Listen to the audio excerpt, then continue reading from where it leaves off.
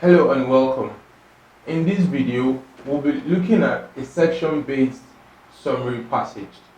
Now, remember in our earlier video, we examined a topic sentence-based pattern. And this time around, we'll be looking at section-based pattern of a summary passage. Now, you have been intimidated with the summary passage before, and so we'll dive into the question and the answer straight away. Now, question 1.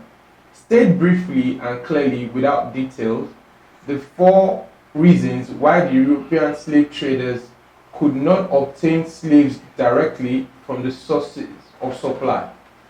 Now, the answers to that are: 1. Local rulers had firm control over their territories. Local rulers had firm control over their territories. Answer 2. The Europeans were attacked by various diseases and illnesses. The Europeans were attacked by various diseases and illnesses. Number 3.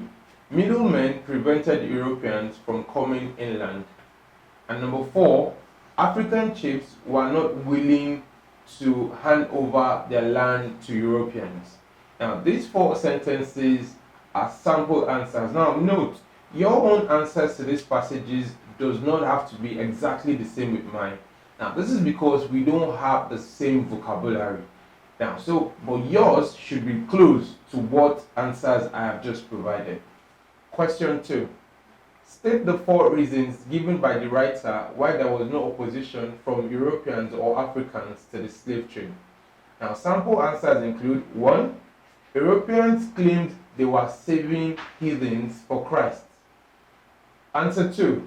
They made a large profit. Answer 3. Civilized people did not know how greatly slaves suffered on the journey. In our next video, we'll be looking at the comparison contrast pattern of summary writing. Thank you.